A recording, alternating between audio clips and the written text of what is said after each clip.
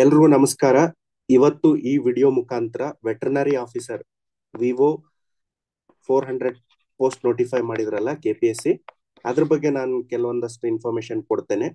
So first of all, ಈ recruitment 400 post ಏನಿದೆಯಲ್ಲ ತುಂಬಾ ಕಾಂಪ್ಲೆಕ್ಸ್ ಮಾಡ್ಕೊಂಡಿತ್ತು KPSC. ಯಾಕಂದ್ರೆ ಡೇಟ್ ಮೇಲೆ ಡೇಟ್ ಪೋಸ್ಟ್ಪೋನ್ ಮಾಡ್ತಾನೆ ಹೋಗ್ತಿದ್ದಾರೆ. ಒಂದು ಮಾರ್ಚ್ 18ನೇ ತಾರೀಕಿತ್ತು, ಅಂಡ್ ಒಂದ್ ತಿಂಗಳಾದ್ಮೇಲೆ ಮತ್ತೆ ಏಪ್ರಿಲ್ 8ಕ್ಕೆ 8 ಮತ್ತೆ 9ಕ್ಕೆ ಇಡ್ತಾರೆ. ಅಂಡ್ ನೆಕ್ಸ್ಟ್ ಡೇಟ್ ಯಾವಾಗಂತಾನೆ ಹೇಳಿಲ್ಲ. ಸೊ ಹಾಗಾಗಿ ಇದು ಒಂದು ಡೆವಲಪ್ಮೆಂಟ್ಸ್ ನೋಡ್ತಾ ಇದ್ರೆ something some kind of confusion has been arised within the KPSC ಅಂತಾನೆ ಹೇಳ್ಬೋದು. ಸೊ ಅದ್ ಏನ್ ಕನ್ಫ್ಯೂಷನ್ ಅಂತ ನಿಮ್ಗೆಲ್ರಿಗೂ ಗೊತ್ತಿದೆ, ಆಲ್ಮೋಸ್ಟ್ ಎಲ್ಲರಿಗೂ. ಸೊ ಒಂದು ಫಸ್ಟ್ ಆಫ್ ಆಲ್, ಇದು ಏನಾಗುತ್ತಂದ್ರೆ ಜಾನ್ವರಿಯಲ್ಲಿಂದ ಸ್ಟಾರ್ಟ್ ಆಗುತ್ತೆ. ಇದು ಜಾನ್ವರಿ 23ಕ್ಕೆ. ಸೊ ಸಮಾಜ ಕಲ್ಯಾಣ ಇಲಾಖೆಯಿಂದ ಜಂಟಿ ಕಾರ್ಯದರ್ಶಿ ಅವರು ಒಂದು ಪತ್ರ ಬರೀತಾರೆ ಪಶು ಸಂಗೋಪನೆ ಮತ್ತು ಮೀನುಗಾರಿಕೆ ಇಲಾಖೆಗೆ, ಅನಿಮಲ್ ಹಸ್ಬೆಂಡ್ರಿ ಡಿಪಾರ್ಟ್ಮೆಂಟ್ಗೆ. So saying that the 52 post, so 52 post ಇದರಲ್ಲಿ ಏನ್ KPSC ನೋಟಿಫೈ ಮಾಡಿರುತ್ತಲ್ಲ, ಇದ್ರಲ್ಲಿ 52 ಪೋಸ್ಟ್ ಬ್ಯಾಕ್ಲಾಗ್ ಆಗಿರುತ್ತೆ.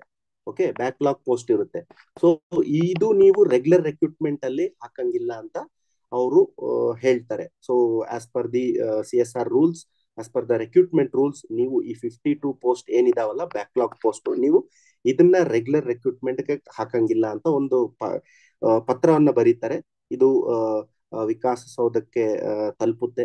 ಅದಾದ್ಮೇಲೆ ಏನಾಗುತ್ತೆ ಅಂದ್ರೆ ಫೆಬ್ರವರಿಯಲ್ಲೆಲ್ಲ ಇವರೆಲ್ಲ ಪ್ರಿಪರೇಷನ್ ಎಲ್ಲ ಮಾಡ್ತಿರ್ತಾರೆ. ಆಲ್ಮೋಸ್ಟ್ ಎಕ್ಸಾಮ್ ಕಂಡಕ್ಟ್ ಮಾಡಬೇಕಾಗಿತ್ತು ಮಾರ್ಚ್ ಅಲ್ಲಿ, ಬಟ್ ಕಾರಣಾಂತರದಿಂದ ಎಕ್ಸಾಮ್ ಆಗಲ್ಲ. ಯಾಕಂದ್ರೆ ಗೌರ್ಮೆಂಟ್ ಕಡೆಯಿಂದ KPSC ಯಾವುದೇ ತರ ಕ್ಲಾರಿಟಿ ಬಂದಿರಲಿಲ್ಲ. ಸೊ ಯಾಕಂದ್ರೆ ಇದು ಇನ್ನೊಂದು ಡೆವಲಪ್ಮೆಂಟ್ ಏನಾಗಿರುತ್ತಂದ್ರೆ, ಸದನದಲ್ಲಿ ಲೆಜಿಸ್ಲೇಟಿವ್ ಅಸೆಂಬ್ಲಿಯಲ್ಲಿ ಕೂಡ ಡಿಸ್ಕಸ್ ಆಗಿರುತ್ತೆ. ಇಲ್ಲಿ ಅದು ಒಂದು ನನ್ನಲ್ಲಿ ಒಂದು ಡಾಕ್ಯುಮೆಂಟ್ ಇದೆ 52 ಪೋಸ್ಟ್ ಬಗ್ಗೆ, ಅಂದ್ರೆ backlog post with respect to veterinary officers ಬಗ್ಗೆ. ಸೊ ಈ ಕುರಿತಂತೆ ಅಲ್ಲೂ ಡಿಸ್ಕಷನ್ ಆಗುತ್ತೆ. ಹಾಗಾಗಿ ಸಂಭವ್ KPSC ಒಂದು ಡೆಲೆಮಾದಲ್ಲಿ ಬರುತ್ತೆ, whether to conduct this 400 post on this time ಅಂತ. ಸೊ ಇದನ್ನ ಮುಂದೆ ಹೋಗ್ತಾ ಹೋಗ್ತಾ ದೆನ್ ಏಪ್ರಿಲ್ ತನಕ ವೇಟ್ ಮಾಡಿದ್ವಿ. 1st ಆಫ್ ಏಪ್ರಿಲ್ ನಾವು ಕೂತಿದ್ವಿ. ಸೊ ವಿ ಥಾಟ್ ದಟ್ ಅದ್ರ ಒಳಗಡೆ ಎಲ್ರಿಗೂ ಗೊತ್ತಿತ್ತು ಆಲ್ಮೋಸ್ಟ್ ಏನೋ KPSC ಒಳಗಡೆ ಹೋಗ್ತಿದೆ.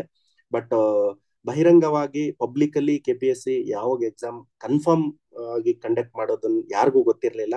ಸೊ ಅದು 1ನೇ ತಾರೀಕು ಏಪ್ರಿಲ್ ಅಲ್ಲಿ ಒಂದು ಪಬ್ಲಿಕ್ಲಿ ನೋಟಿಸ್ ಕೊಡ್ತಾರೆ. ಸೊ ಏನದು ನೋಟಿಸ್ ಅಂದ್ರೆ ನಿಮ್ಗೆಲ್ರಿಗೂ ಗೊತ್ತು.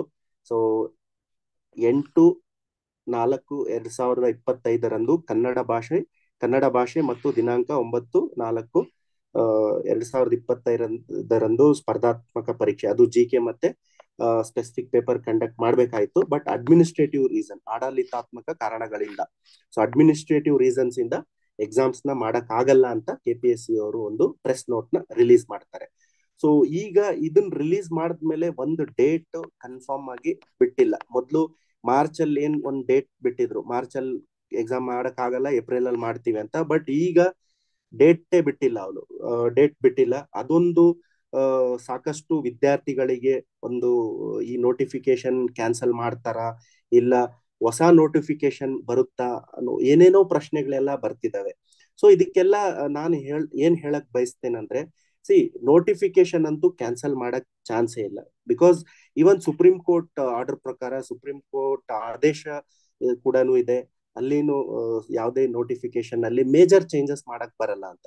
ಸೊ ಮತ್ತೆ ಏನಾಗ್ಬೋದು ಈ ನೋಟಿಫಿಕೇಶನ್ ಅಲ್ಲಿ? ಎಸ್, ಈಗ ಈ ನೋಟಿಫಿಕೇಶನ್ ಅಲ್ಲಿ ಏನ್ ವಾಟ್ ಇಶ್ಯೂಸ್ ಬರ್ಬೋದು ಅನ್ನೋದು ನಾನು ಡಿಸ್ಕಸ್ ಮಾಡ್ತೀನಿ. And what what options left with the KPSC ಅನ್ನೋದನ್ನ ನಾನು ಡಿಸ್ಕಸ್ ಮಾಡ್ತೇನೆ. ಇಶ್ಯೂಸ್ ಏನ್ ಬರ್ಬೋದು ಈಗ 400 ಪೋಸ್ಟ್ ಏನಾದ್ರು ನೋಟಿಫಿಕೇಶನ್ ಮಾಡಿ ಎಕ್ಸಾಮ್ ಕಂಡಕ್ಟ್ ಮಾಡಿದ್ರೆ, ಒಂದು ಬಂದು ಬ್ಯಾಕ್ಲಾಗ್ ಆಲ್ರೆಡಿ 52 ಪೋಸ್ಟ್ ಜೊತೆಗೆ ಕಂಡಕ್ಟ್ ಮಾಡಿದ್ರೆ ಇಶ್ಯೂಸ್ ಏನ್ ಬರ್ಬೋದಂದ್ರೆ, so first of all issue will be, it will definitely go to high court ಅಥವಾ ಕ್ಯಾಟ್ ಹೋಗುತ್ತೆ.